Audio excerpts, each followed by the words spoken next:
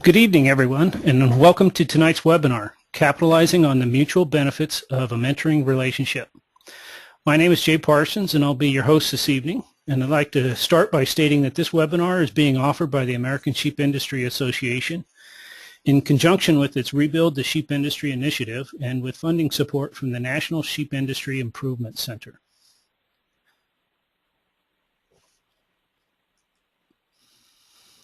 By way of an agenda for tonight, I'll start off by giving a presentation on the mentoring guidelines. And that should take about 20 or 25 minutes or so. And then we'll move on into our producer panel introductions. And I'm very pleased tonight to have Sky Krebs with us from Oregon, along with Eric Harlow and Jennifer Tucker from Colorado, and Cody Halligan from Nebraska. After we do the general introductions, I'll give each of those people an opportunity to say a few words about themselves and about their mentoring experiences. And then we'll move into a question and answer session where you, the audience, can pose some questions to us. And if you have a particular panel person that you would like to direct that question to, please feel free to do that. Otherwise, I'll just kind of pass those around and try to give each of the panelists an opportunity to respond to a few of the questions apiece. In the way of housekeeping, in terms of how you can ask those questions, there are a couple of different ways that you can do that. You should have a question screen up on your panel where you can type in the actual question itself, and I'll be collecting those throughout the evening, and when we reach the question and answer session, I'll just go through those and pick some of those out. Or you can also use the raise your hand feature, which is also on the panel. It's over on the left-hand side towards the bottom on the little menu piece. And if you do that, then I can call on you, and assuming you're connected with a microphone, you can just verbally ask your question and interact with us that way once I unmute your microphone. But please make sure that you're connected if you're going to do that, because you're not going to be able to ask your question, of course, if you're not connected by the microphone. Another housekeeping item, this webinar will be or is being recorded, and it will be available for later viewing. And as a registered participant in the webinar, you'll receive a follow-up email at the end of the week that'll have a link that goes directly to that recording, so you can view that later at your leisure. And do feel free to share that link with others that maybe could benefit from watching the webinar, or wanted to but weren't able to participate this evening. So with that, let's go ahead and get started on the mentoring guidelines.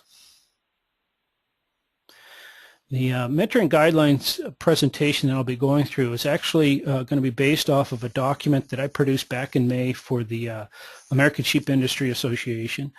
And this document is available on their resources page of the growourflock.org website. And they're also on that same resource page will be a link to the recording for this webinar, and also to the previous webinar that we did back in August on nutrition. And by the way of forewarning you, there is a third webinar planned in this series for mid-December that we're going to look at parasite management. So look for an announcement for that coming out. And again, like the others, that'll be recorded, and there'll be a link available on the growourflock.org website.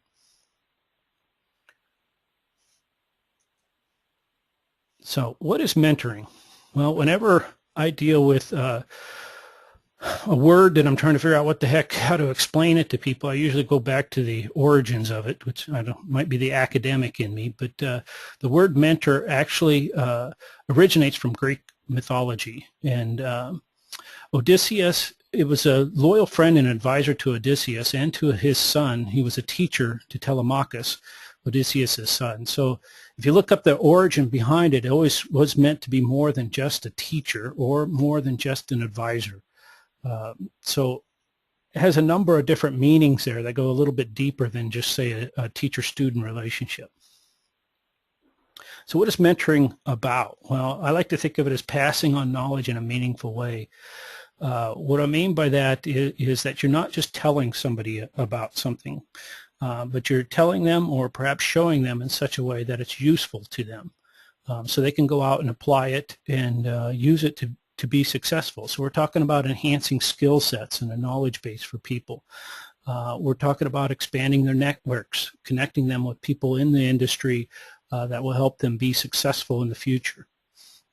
On a more of a philosophical note or a high-end note, mentoring is also about learning to value differences in approach or philosophy. So I mentioned the teacher-student relationship, which might be a little bit more like a dictator telling the student the way things are and the way things should be, and the student learning that if they want to get a good grade and regurgitating it back to their instructor.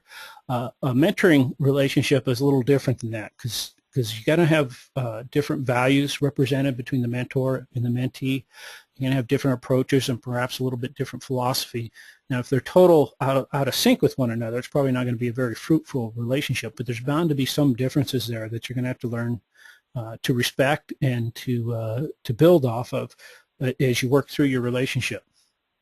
So in a nutshell, a mentoring relationship is really a partnership, and it's a partnership in two-way learning where if it's done right, the mentor learns from the mentee just as the mentee learns from the mentor. It's going to be different pieces of the puzzle, if you will, but they're exchanging information with one another, and each of them is growing as a result of that relationship.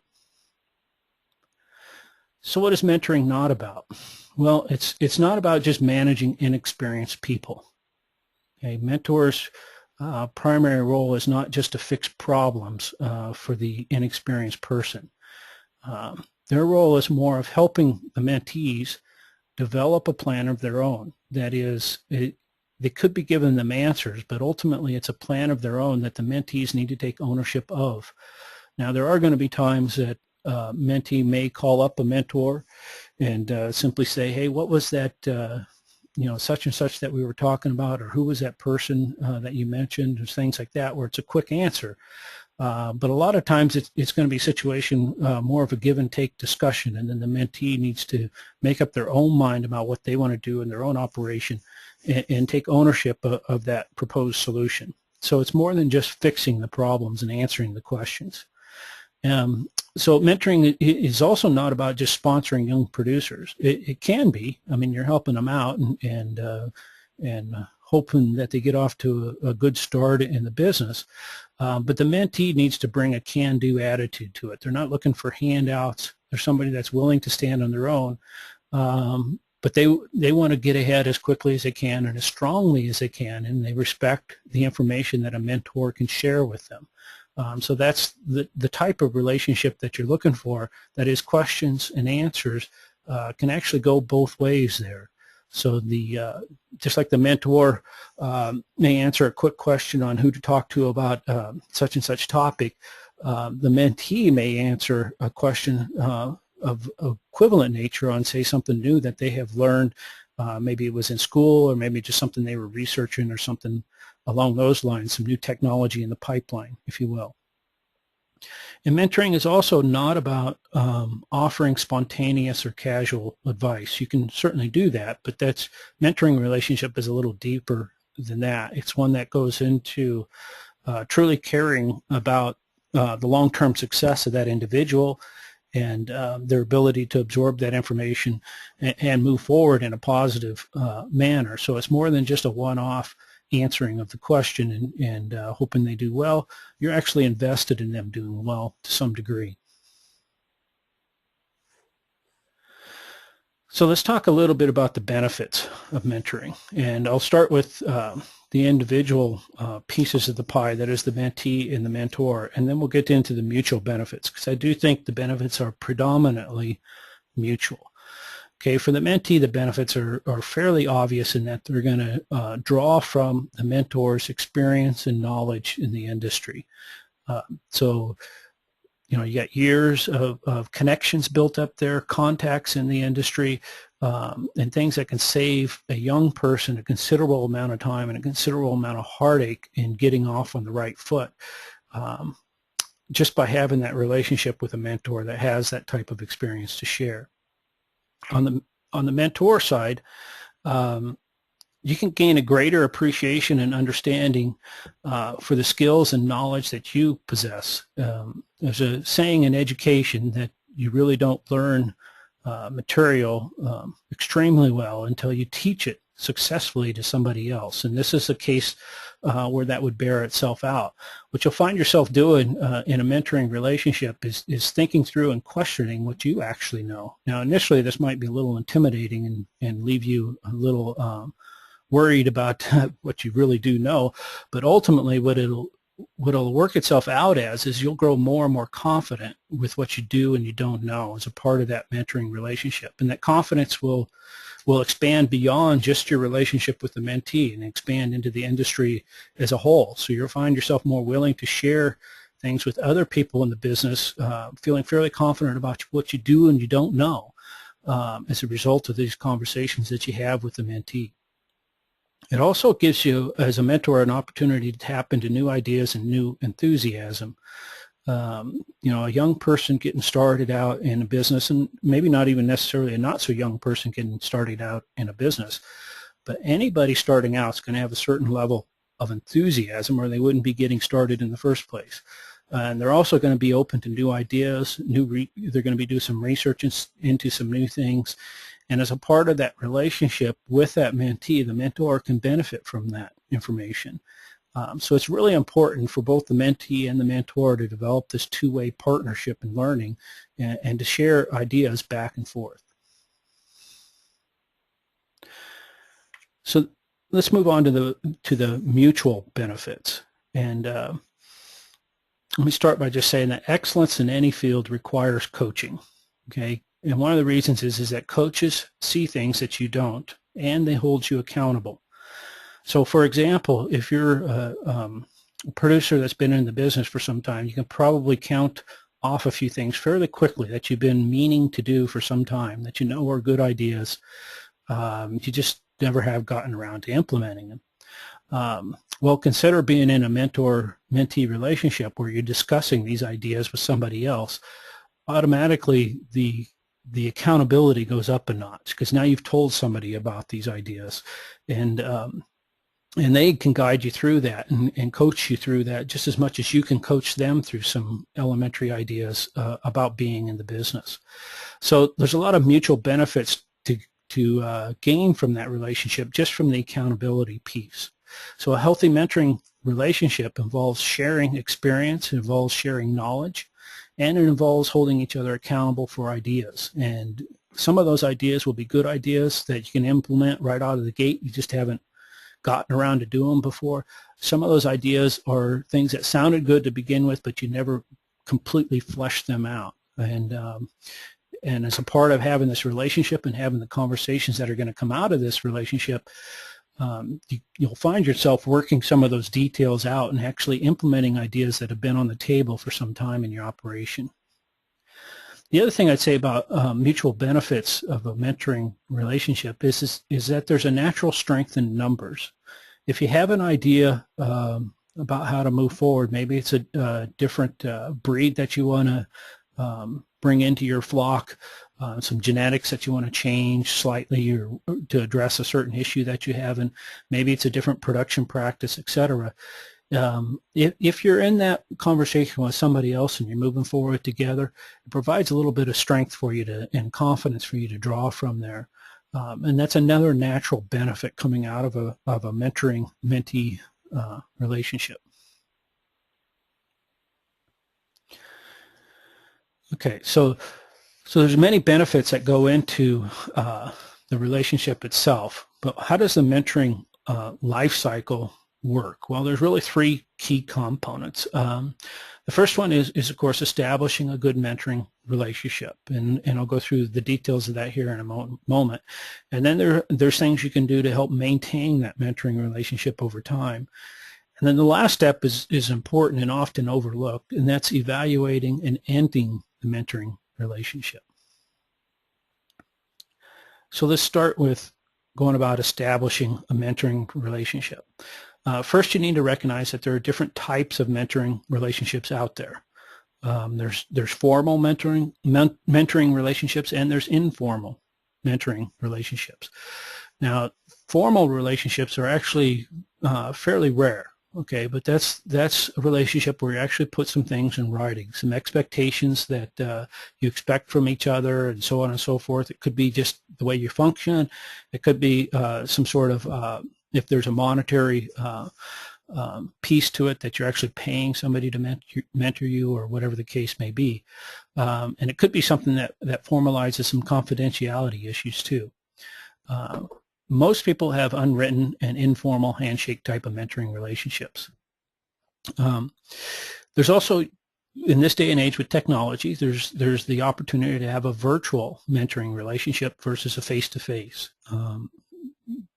Long distance relationships are pretty common these days, whether it be through Facebook or whatever the case may be that you're actually communicating with, but you can have a fairly strong mentoring relationship without actually getting together face-to-face. But by and large, when we think of mentoring relationships, we think of informal face-to-face relationships where you got somebody that you look to for advice, and you as the mentor realize that you're helping somebody else get started in their profession. The third type of mentoring relationship is a peer-to-peer relationship. So mentoring doesn't have to necessarily be a big difference in experience and knowledge. It could be a situation where you have two people that are fairly equivalent in their experience and knowledge, and they just mentor each other on a regular basis, helping each other answer questions and continue to develop relationships in the industry.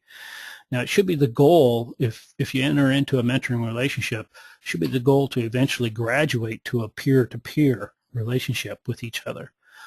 So I would wager that most a successful mentoring relationship will always end up in this peer-to-peer type of relationship, but you can actually start out in that type of relationship if the situation calls for it. The last thing I'll mention is open source mentoring. And open source mentoring is fairly common in the business world, and it's where your mentor is in a related position but viewed as uncompetitive to you. And I have heard this actually said to me when I've been out working with producers, not necessarily sheep producers, but ag producers in general, that in some cases there's people that are uneasy about helping somebody else start because their comment is, why should I train my future competitor? And that's a valid comment and a valid concern in some cases. So what open source mentoring is that you enter in a relationship with somebody where that concern goes away. There's not competitiveness there. So it relieves that anxiety of training your future competitor. An example might be regional.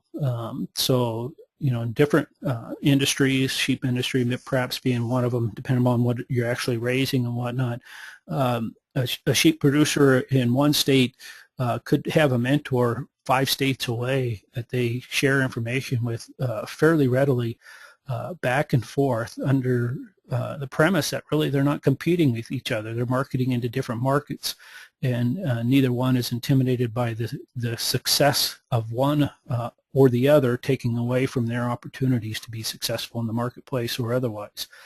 So that's an example. Now you could also look at other areas of agriculture for that. So maybe it's a cattle producer that's managing range and some of the public land issues or whatever, and you view them as a mentor helping you out in your situation. With the reliance on immigrant labor, you could get a mentor in that has nothing to do with livestock production. It could be somebody with vegetable production that's managing similar type of a labor force that you're able to share and exchange ideas with.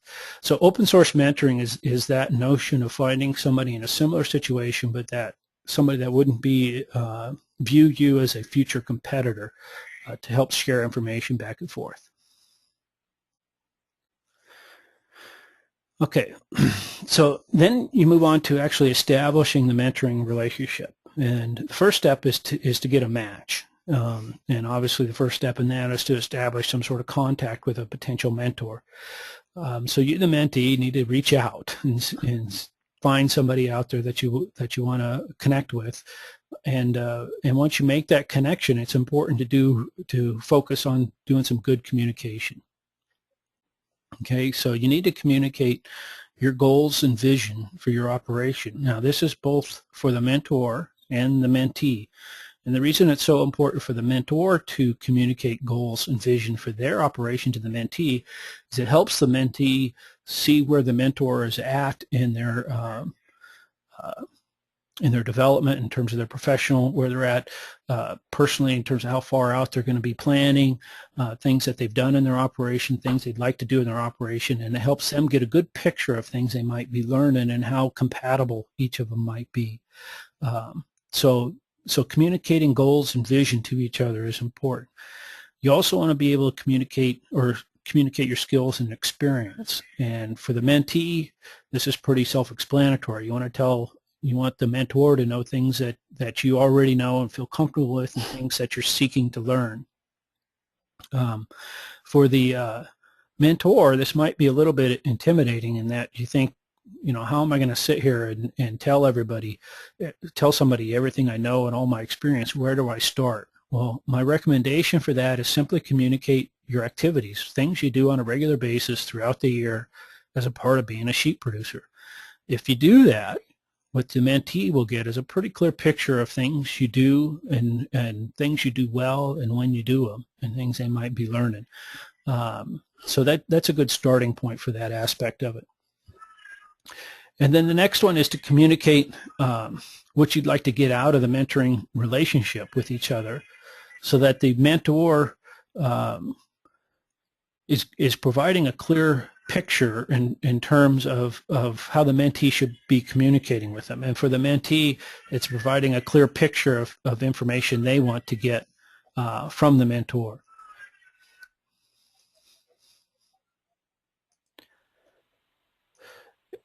So once you've gone through this process, then you need to come to a conclusion. Are you going to continue into a mentoring relationship, or are you not? And it's okay to say no at this point, that this isn't a compatible situation, and the mentee keeps looking to establish a relationship with a mentor. It's better to do it now than it is to enter into an uncomfortable relationship and 2, 3, 4 months down the road decide that this just isn't working, and then each of you leave a little bit bitter. The mentor would leave from the standpoint of, well, you just wasted a whole bunch of my time, and the mentee might leave from the standpoint of saying, I didn't get much out of that, and I'm really disappointed in it. So it's okay at this point to agree not to work together, but once you come to an agreement to work with a mentor, then you need to move on into maintaining that relationship. And when we say maintaining the relationship, the two key components are communication and respect. And I just spoke quite a bit about the communication piece of even picking out a mentor and establishing that relationship to begin with. But let me say a few more things about that in terms of once you're into the relationship. You need to agree on modes of communication with each other. There's lots of ways to communicate these days with texting and cell phones and internet and email and all these different ways that people can communicate. You need to come to an understanding of how you guys are going to regularly communicate with one another. You need to establish meeting guidelines, how long the meetings are going to last, how often, when, and where. Those might seem like a lot of details, but you need to at least get some guidelines to operate from on that, so that those expectations are laid out so that somebody's not upset with somebody else for coming over to their house at 7 o'clock at night and wanting to spend 2 hours visiting about something unexpectedly. You need to lay out some potential topics, and this will be an evolving list of topics. So you'll modify this over time, add to it as things come to mind, subtract from it as things are covered, but at least lay out a few topics that you want to cover in your meetings. And then it's also important as in terms of maintaining that good relationship is that at the end of each meeting, always establish a next step. So maybe it's the next time you get together, maybe it's something you're going to go away and research a little bit and get back with them and let them know something. Whatever the case may be, establish the next steps so that you're not just left hanging wondering when you're going to get back together again. And another piece to this communication is at the beginning, lay out some sort of expectation in terms of how long this mentoring relationship is expected to last, or perhaps identifying an endpoint. This might seem a little intimidating at the start, but certainly at least thinking about it in terms of 1 or 2 years down the road, or maybe it's after you get these relationships built in the marketplace, or whatever the case may be, at least talk about what that end point will look like, so that you're not setting yourself up for this mentoring relationship dragging on with seemingly no end. So let's talk about respect for a little bit here. A good mentoring relationship involves respect for each other's time, and that, as I mentioned a little bit before, in terms of the mode of communication with each other, and planning and communicating on the meetings, it's all in the name of being efficient. You know, in the business world, we like to have meetings that have strict agendas, and that might seem a little cumbersome for a mentoring relationship. But understand that you're not going to solve all the problems in one sit down. So be respectful of each other's times. When you have meetings, know what you're looking to discuss, knowledge you're looking to gain or communicate with one another, and just be efficient about it. I mean, that's just common respect for one another. The other thing is to respect each other's information and each other's knowledge. And I'll start with the confidentiality issue. Some people are a little reluctant to share because they're not sure where that information is going. If you're going to have trust with one another in a good mentoring relationship, which you should have, should be understood, and if it's not, you should state it that, you know, I'm telling you this in strict confidence, right? You don't share it without my permission. So if sheep industry is a small industry, and that's both good and bad, and in some cases you might have a supplier, or you might have somebody buying from you, and you might not be willing to share that marketplace very widely, but you're certainly willing to share it with your mentee. So just common respect there in terms of confidential information, and understand that somebody tells you something in this type of relationship, it's not your right then to share it with somebody else without their permission. And in terms of respecting knowledge, understand that no one has all of the answers. So so there is the possibility that you'll be asking somebody something and they won't have the answers there. Don't get upset with it. Just understand that that's the case. They're not going to. It's not their job to go research it for you. In terms of the mentor needing to go away and answer your questions for you if you're the mentee, just understand that they know a lot. They've been in the business a lot, but they don't have an answer to that particular question. And then a couple of last things, certainly respect for the other's operation, family, employees, and property is to be understood. And then you should have a certain amount of respect for their right to say no. Okay, their time is constrained. They're not able to do everything you want them to do, and they certainly have a right to say no. I don't have time to look into that, and so on and so forth. Just be respectful of it and move on to the next stage. Okay, a few cleanup items here in terms of the maintaining a good mentoring relationship is that a mentor is not a professional coach. Okay, these guys are volunteers. Okay, they're sharing information with you voluntarily, hoping to help you out. So they're not liable for any advice or suggestions that they give you. It's up to you to do your own due diligence before you implement. So you are accepting that responsibility. That sounds like common sense, but it's certainly some people overlook that and can get upset when they shouldn't be getting upset.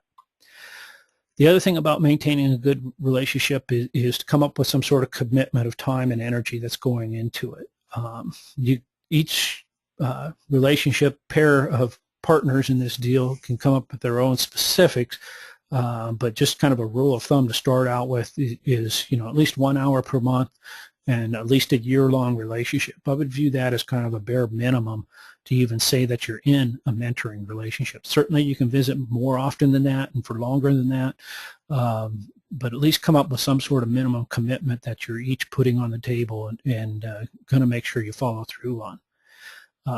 The other thing along those lines is sometimes these meetings don't happen for good, valid reasons, maybe unexpected reasons.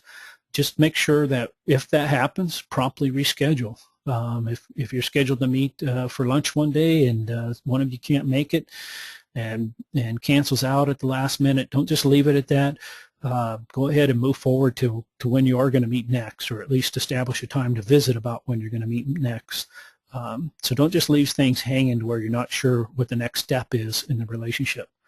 And then the last point is to periodically assess and celebrate your successes.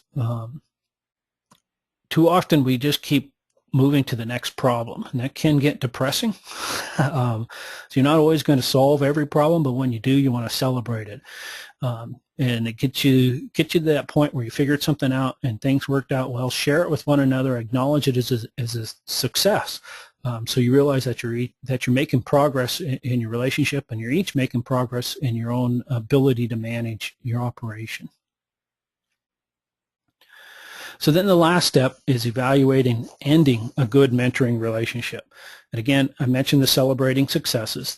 Another reason that's important is it helps you recognize when the mentoring piece of the relationship is coming to an end. That is, if you get a lot of successes strung out in a row, and you realize that, hey, we're becoming more and more like equals, it's time for us to move into a peer-to-peer type of relationship. And that will happen fairly naturally over time, but celebrating successes and actually communicating that to each other is important. And the reason that's important is because you want to allow time for a final mentoring meeting. That might seem onerous. It's not an academic setting, but it's important to bring closure to things so that you are acknowledging your peer-to-peer type of relationship.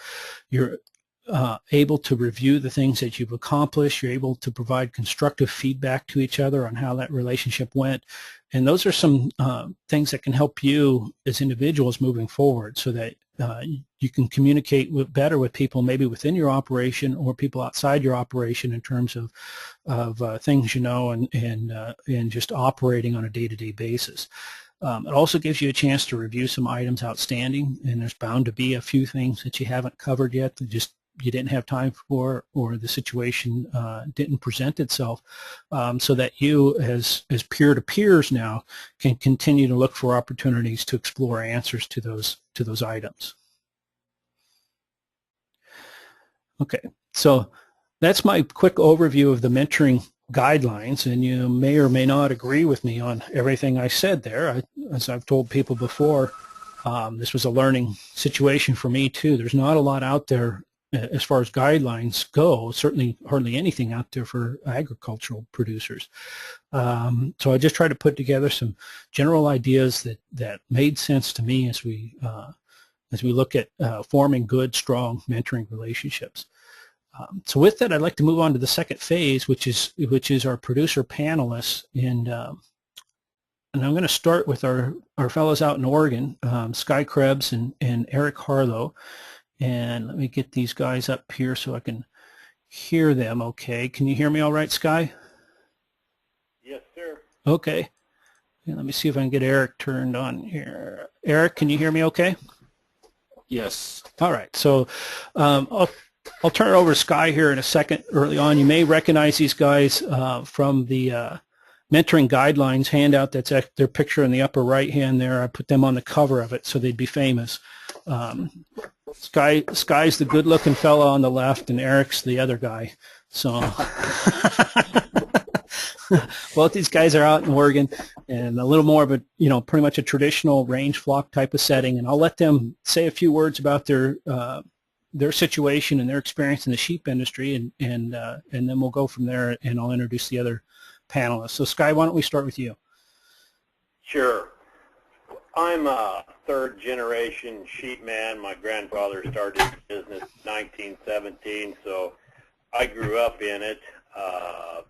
My granddad ran it, my dad ran it, and I took it from my dad. So I've always had that mentor relationship with somebody who's already seen things in the past, and what do you do to survive and get through them. Obviously, Granddad went through the Depression and was able to hold the ranch together at that point, and World War II came, and so anyway, I was fortunate to have a vast knowledge of experience ahead of me that I was able to draw on in my time when I was a young man starting out. But also at that point in the industry was on the decline, and there just wasn't a lot of fellow producers out there. The range industry had about shrank to nothing, and I remember in my 20s, I was just starved for somebody that I could share experiences with, just somebody to shoot the bull about tending camp and what's going on in the market. It just wasn't there. And so anyway, it was good to see young fellows like Eric come along, who has been, we've got a good neighbor-to-neighbor relationship, and my dealing with the young guys has elevated my game with their accesses to technology, and I kind of got stuck in a rut and doing it the old way, and find out that there's better ways to do it. So from an older perspective, although I'm not that old, but it's been great for me to have young people come along that have helped elevate my game into embracing technologies and new ways to do old things. So I see it as a two-way street. Okay. Thanks, Guy. And Eric, would you like to say a few words or add a little bit to that? Sure. I started in sheep full-time about 7 years ago. Before that, I was a network engineer for a computer consulting company in the city. And after the internet decline, I decided to get out of that and go into sheep full-time. And luckily, just by chance, I met Sky Craig through another friend of ours, Cameron Gillespie, and the three of us have kind of helped each other along, and that's been the only reason why I'm still in the industry right now, is having Sky and having Cameron to talk to and to help me out of type of situations, and hopefully it's a two-way street.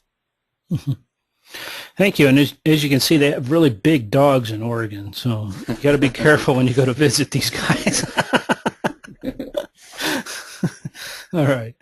Okay.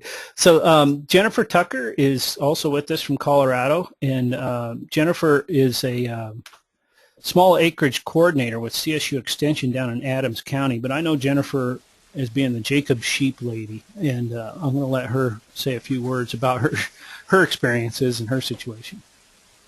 Thanks, Jay. I've been in the sheep business since 1988, and have fooled around with a variety of breeds, both commercial and now the true other end of commercial. We've been here in Colorado for 10 years and had the realization with the size of our property and the amount of moisture we get, niche marketing was really the only option we had for us. So we raised the Jacobs, do a variety of things with them. Obviously, first and foremost, their fleece for hand spinning is really important. We have a specialty meat market where we're getting a really more than fair price for the product we're producing. We use the pelts. We also then, when we butcher mature animals or even our yearlings and ram lambs, we do everything from horn buttons to full skulls, and play around with using every part of the animal. It really suits a niche, heritage, heirloom type market that works well for us. Okay. Thank you. And then our last panelist is Cody Halligan from Nebraska. And Cody, let me see. Let me unmute your microphone here. Okay.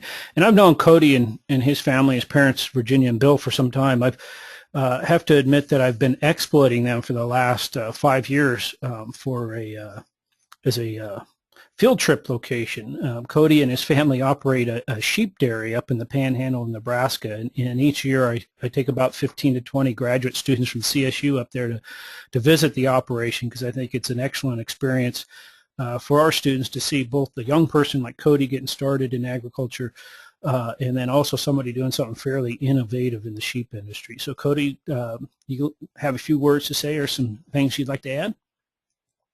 Yeah, basically I grew up on a small farm here in Panhandle, Nebraska. We've always had some commercial use.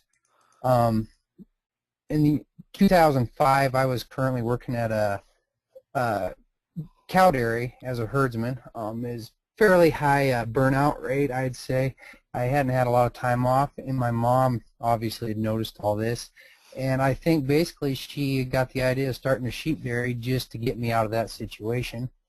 Which, looking back, I wish maybe she left me there. But this doesn't have a lot more time off involved. But you know, like I say, in 2005, I came home in March, and I think by the end of April, we had built a dairy barn and started milking the 250 head of Dorset ewes that we had.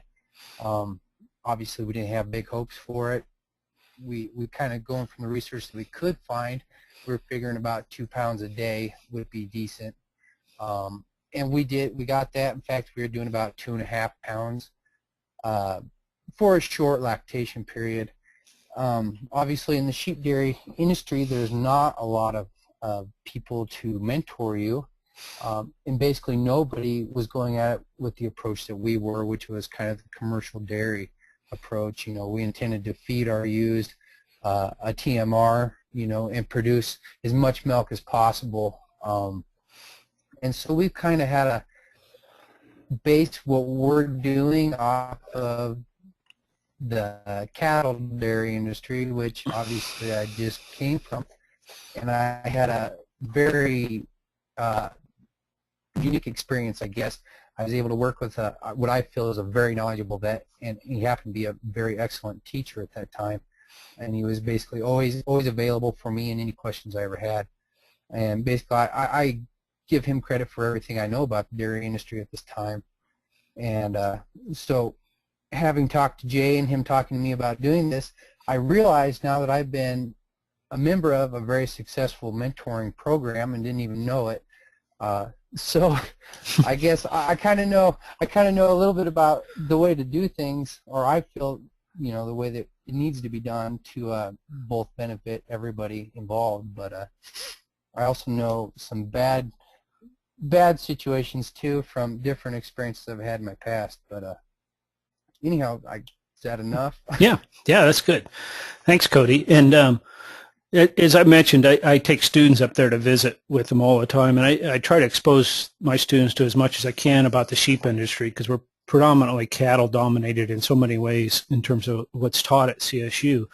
And as Cody alluded to, I mean, it's a network of people that help you out. And so before you know it, you realize that the give and take piece of it, you've been mentored, and you've done some mentoring without even realizing it over time. And usually that's when you start connecting those dots, you start connecting them to successful people. So so that's neat that you share that. So with that, now that everybody knows who we have as a panel here and whatnot, let's move on to our question and answer session. And again, if you want to ask a question, all you need to do, and maybe you don't want to ask a question, maybe you just want to share something with us. With this, the remainder of the program here, I would like to just be, you know, discussion of issues that come with the business and getting started and sharing things. So you can raise your hand by just clicking on the hand raising feature on the left, or you can type in a question in the question box, if you will.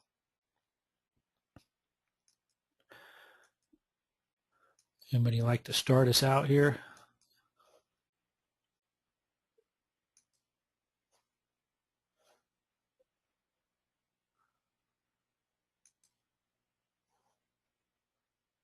Do the panelists have questions for each other to get us started? I'm looking for people saying, oh, never mind. Eric's got his hand up. Yeah. Go ahead, Eric.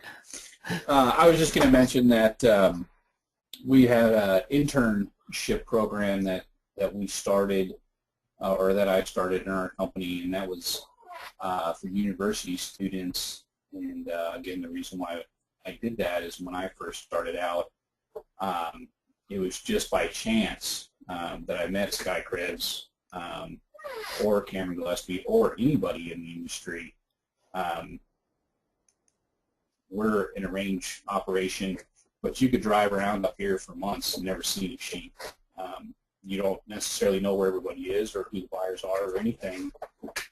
So we started an internship, a 3- and 6-month internship, and so far we've had 4 different interns come through, some good, some bad, but the internship's a little bit different than mentoring, and that I think that mentoring is a kind of an ongoing relationship. It's not necessarily for such a short period of time. It's not so intense as an internship. Okay. Thanks. And there's obviously different levels, and I always relate it back to when I'm working with students, and you have them for a short, concise period of time, and then they move on, and a lot of cases you never hear from them again, so you don't feel like you mentored them much, but it's amazing how much influence you can have in a short period of time. Kathleen has her hand up out there. Let me unmute her microphone. Kathleen, are you there? Yes, I am. Okay, go ahead. Hi. I have about 35 years working with sheep, and my primary mentor, I think, was always the University Extension here in Missouri, which is very, very supportive of small producers, in particular, small livestock. But lately, I've been very concerned about budget cuts at the university and a noticeable drop-off in their ability to outreach. Are you finding that true in other states as well? I guess I'll respond first to that, and then I'll ask Jennifer to weigh in on it, and anybody else who wants to weigh in on that. But yeah, that's the extension system's under siege, I think, in general, especially as it pertains to agriculture. The 4-H piece of it is still going strong, and different pieces there. But what we think of more traditional ag extension type of stuff, it's been trimmed throughout the country. I mean, there's still great extension people out there doing great work, but continually you see fewer of them, and you see them with fewer resources to work with. And I'd like to say, I mean, it'd be easy to point at one state or the other and say it's just an issue in this state or that because of budget things. But I travel all over the country, and I've seen that consistently, that there's a thinning of the resources there, and it's probably getting to the point where it's pretty darn critical to where it's going to continue in any form that's of much use to people. That's just my opinion. But Jennifer, do you want to respond to that? Maybe a little softer than I did. I don't know. Sure.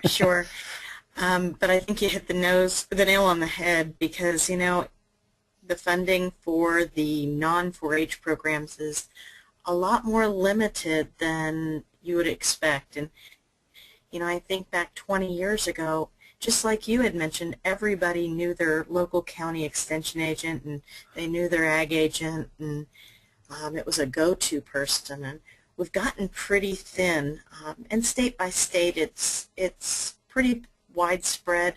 We're definitely feeling it here in Colorado, and I think part of that is the other aspect is that folks don't really know that extension office is there, and that same feeling of, you go talk to the county ag agent, whether it's about your livestock or you go talk to the county extension office to get some canning information, that connection isn't being made like it was 20 years ago and then beyond.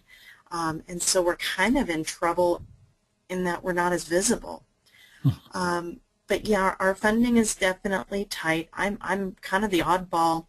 My position is 100% funded by the county taxpayers in my home county, and we thankfully have a good group of county commissioners who've decided they want to fund the extension office, and that's something that can be done, and something that you can certainly lobby your extension office if you have a need. A lot of offices don't even have a livestock agent at all, much less somebody who's familiar with sheep or whatever species.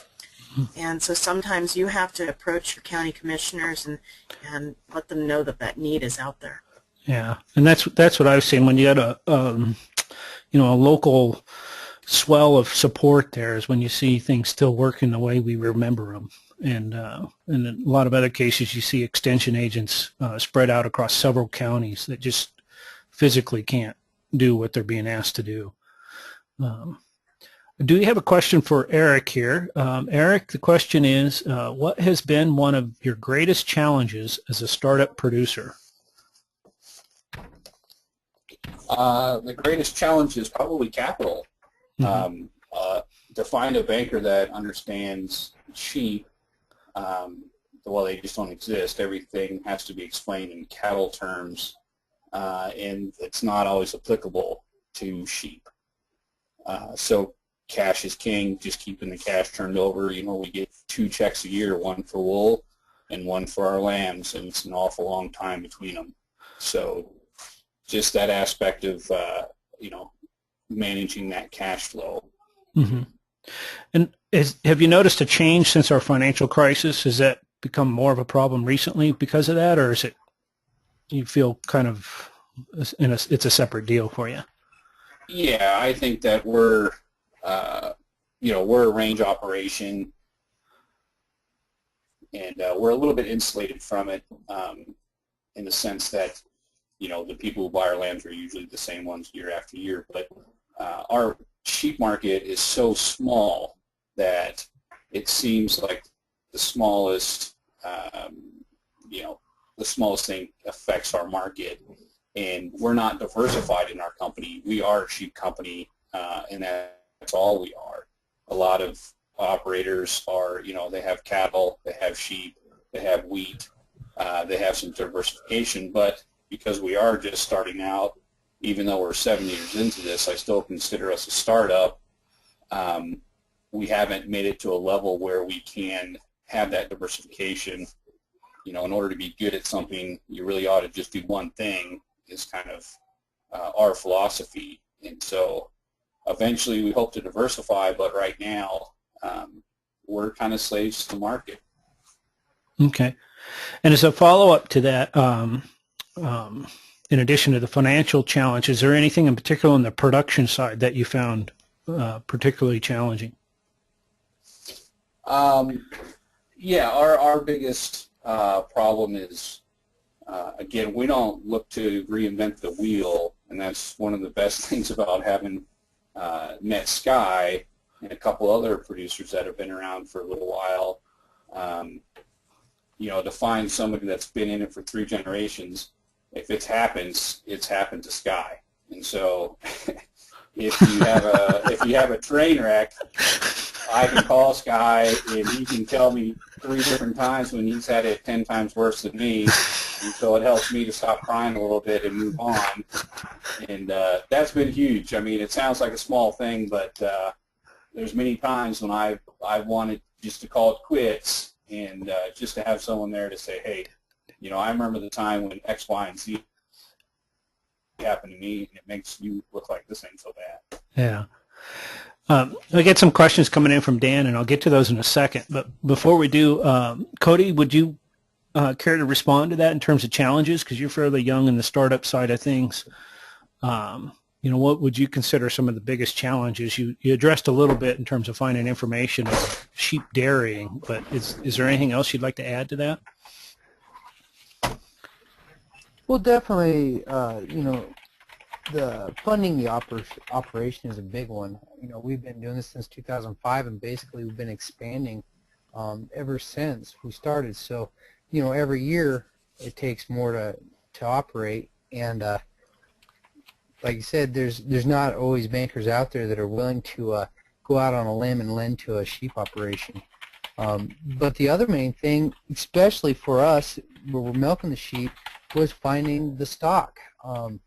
You know, basically, what, 15 years ago, they brought in about 12 head of dairy rams, and the border's been closed ever since, as far as I know, and we've been unable to bring in live rams. And it's still extremely hard to bring in even semen from Canada, and what we really need to import is from Europe. And basically, in the political scheme of things, the money is not there to pay for the lobbyists, to pay for the whatever you got to do to pad the pockets to get get things flowing.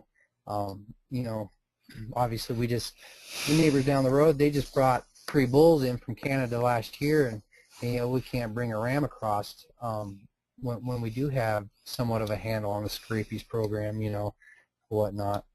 That's personal opinion there, but that's basically one of our biggest challenges, is just finding new stock to breed to. Obviously we had an excellent outcross when we started with our Dorsets, but since then every other dairy breed in the country is basically related. So you can only outcross so many times with the same sheep, you know what I'm saying? So that was one of our biggest challenges. Okay. So. Thanks. I want to get to some of Dan's questions. He asked a couple of them here, and I'll take the second question you asked first here, Dan, which is how can we get mentees over the feeling of being intimidated by mentors that have been in the industry for many years and that may be much larger than they are? Any volunteers from our panel that would like to respond to that? Sure. This is Eric. I would just say we all started somewhere, and just to keep that perspective, I mean, I started with 12 ewes, and and I don't think you get any less respect for starting out with 12 than with 1,200. I just like to see people starting out. That's our biggest problem in this industry, is we don't have enough people that are interested in starting up. Can I follow up to that? Yeah, go ahead.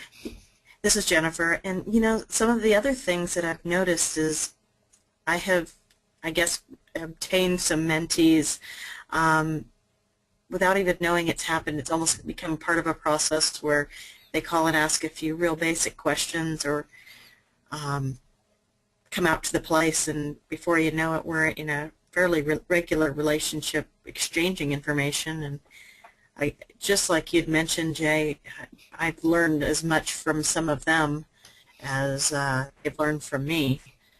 But sometimes I think it's just a matter of finding those folks is the true challenge. Yeah, and as a follow-up on this, Dan also asked an earlier question about the best way for state associations to go about fostering these relationships. And I have to admit, when I read his second question about the intimidation, I was thinking of sitting in meetings, whether they be at ASI convention or at a state convention, where there's a noticeable divide, I guess I would say, between the experienced, established producers and the people starting out. In general, there's some people that are younger that are very outgoing by nature and jump right in, but there's a large number of beginning producers or smaller producers, if you will, that are afraid to speak up in those meetings. And I don't know if that's what Dan's getting at, or if he's getting at more things out in the field. And Dan, if you want, I can unmute your microphone if you want to speak to us, if you're interested in that. And let me go ahead and do that here. And if you're not there to respond, just don't respond. Dan, are you there?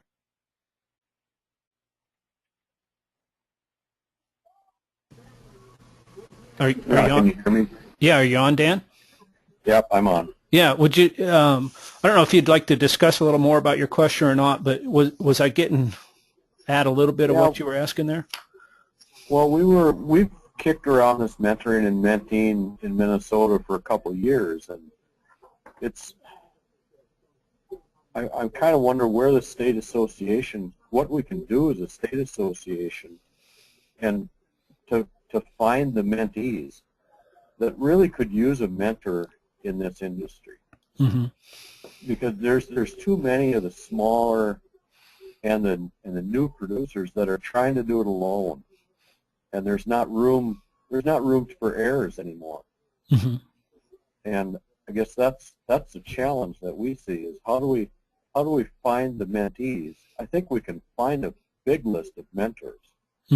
There's a lot of those people out there that are great teachers of what they do, but we need to find the mentees and bring them into our associations and get them introduced to people. And I wonder what's the best way to do that. Yeah, and I know one of the things that I've seen, and good or bad, is that over time, a lot of these meetings, with whether they be state associations or ASI, there's a lot of political topics to cover, and they're important because, there's a lot of things in ag where we're kind of under siege and whatnot. But I do get the impression a little bit, at least from the younger producers, that they don't see themselves getting a lot out of that they'd rather have a production topic covered or some information covered that they can see on a daily basis might help them. I don't know, is that fair to say or not? Has anybody got any comments on that? Yeah, I think that's fair to say. When we do our conferences, it's the sessions that pertain to the actual production side of the industry get a lot more attention. Mm-hmm. And yet those of us that have been in the political side of the industry, we see that as really important to keeping the whole industry together. Mm-hmm. And there's a disconnect there between the two. Yeah, and I've wondered because I've seen conventions where they've had a day, day or a half day that's really education oriented, meaning it's covering production and maybe marketing topics or something like that, or animal health topics, and then the other day is a lot more political, if you will. But I don't think that's a good formula either, because what you end up with then is all the young producers sitting in on the production topics and all the older producers being active and participating in the political topics, and I don't think you see a good exchange for the most part. You can, but for the most part, I don't see the fostering of that relationship between the experienced and the unexperienced. Well, Dan, the other thing that I notice that is a problem is finding these new and small producers. I'm trying to develop actually a program to even identify them in this region, because everything from some of these small folks are throwing away so much money or not taking advantage of free things that are available to them, or workshops, or knowing about these things. And I go back to that first question you asked, and identifying those that are out there is so difficult, because you can drive by their place and they can have 20 head out back and wouldn't have a clue. Yeah, and that is a lot, just getting the word out and getting the connections made. And for the most part, you hit the nail on the head. The place to start is with your state association in terms of the young producer that needs information. And ASI has a mentoring toolkit out. I know South Dakota, for example, is really active with trying to foster mentoring relationships, and there's some other states that are really getting on board and being active with that. And other than it's like anything else, sharing information across borders of what's working and what's not working is an important piece to that. I'm not sure how much, and maybe you guys can respond to this, Dan, in Minnesota, or maybe one of the South Dakota people wants to respond to that. How much, other than providing kind of some common resources, how much ASI is fostering the sharing of things that are working for the state associations on building mentoring relationships? Are they fostering any sort of meetings or anything like that for you guys?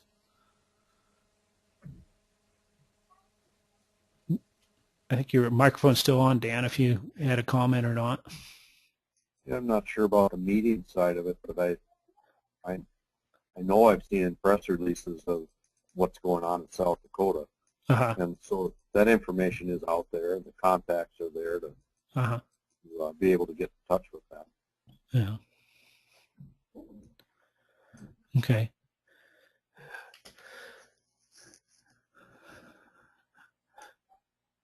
All right. Well, I think that is addressing most of the comments. I'm not sure if anybody from South Dakota wants to go live here or not. If you do, just raise your hand, and I'd be glad to turn your microphones on here. Do any of the other panel members have? I know finding young producers can be a challenge, and I don't know. I'm convinced there are some out there that need to be reached. I agree with comments that are being made. I'm just not sure of the best way to reach them, because I do think that in general, inviting them to a general meeting sometimes might not be as helpful as we think it might. Might scare them away as much as anything. I think there's a way to handle this in terms of getting information shared across generations, if you will, in more of a mixture type of atmosphere. I'm not sure what's been tried and what has worked on the state levels, but I don't know. Comments from anybody? Yeah, I would say that this is Derek. I would say that the most success I've had with I've been contacted. I haven't actually contacted anybody, but initially to set that up, we contacted the university in the Grand, and they put up a posting, and that's how we started our internship program. But I think it behooves all of us that want to see the industry keep going, especially out here in the West, to go out and find people that might be interested in getting started. Just because of the infrastructure, it's just not going to be there. To find a shearing crew, it can be a big task, and if there's no sheep to shear, there's no crews, and it just becomes a downward cycle. So that's more or less how I look at it. It's in my interest to find people or to try to create interest in our industry. Yeah. And I should mention that along the lines of completing these mentoring guidelines for ASI, I also completed a sheep education catalog. Now, and it lists a whole bunch of stuff on a state-by-state basis in terms of contacts and classes that are being held, et cetera. Now, that's already dated because that was done in the spring, and obviously, there's a lot of programs that may have just happened since then that wouldn't be in there and so on. But probably one of the big things that does give people is some contact information to people doing education on the ground in some of these different states. And I know I keep pointing to South Dakota because it's kind of it's a shining example of a program. Now it's relatively new. It's just getting its momentum and getting rolling. But they just held a 4-state symposium this last month that is targeted towards beginning producers. There's things like that are going on nationally that young producers can tap into. But probably the biggest thing is for these young producers to become, active in their associations and find out what's going on, and if there's something that they'd like to see offered that's not being offered, to voice that, and just become active in it. Don't be intimidated by the old guard that they're, I guess you might, what they might be worried about would be seemingly elementary production problems might not be well received by the old guard because they were problem solved a long time ago, and you're just some young idiot that doesn't know what you're doing. I think for the most part, across the board, everybody in the sheep industry wants to see young people become involved and be successful. So I think it's important that young people aren't intimidated and that they just become vocal and active in their organization in terms of things they'd like to see covered and information they'd like to, knowledge they'd like to gain. So let's see. I see Dave's on here. Dave, do you want to speak at all? I can unmute your microphone for you if you like, and you can speak a little bit to the South Dakota situation. Are you there, Dave? Oh, okay. He doesn't have a mic. That's all right. He's been typing in some stuff here in terms of the South Dakota symposium, and then he also mentions the State Bankers Association is a good resource for referring beginners to extension personnel or also to older producers that have experience, and that's a good tip to think about, because as Eric alluded to, access to capital is a big thing, and you think other people want you to succeed. Your banker really wants you to succeed. So they can point you in the right direction to people to talk to in a hurry if they view that you really need the help. So that's a good tip. So, well, are there any other questions out there? If not, we're running near the end of the time here. I don't see anybody's hand up at present, and it looks like we've answered everything in the pool here. So with that, I'd like to just thank everybody for their participation tonight, and thank our panelists especially for coming on and sharing their stories and sharing their information. And just wish you all a good evening, and remind you all again that this information or this recording will be posted on the Grow Our Flock website, and look for the announcement for our third webinar that'll be in mid-December on parasite management, and all that information will be up there. The mentoring guidelines are up there, the sheep education catalog's up there, as well as some links to some of these movements that are in resources that are being formed in the various states, including South Dakota. So my contact information is up there. Feel free to get a hold of me if you have any questions or comments you'd like to share with me. And with that, I'll go ahead and close this out and tell you all, wish you all a good evening. Thank you, Jay. Thank you all.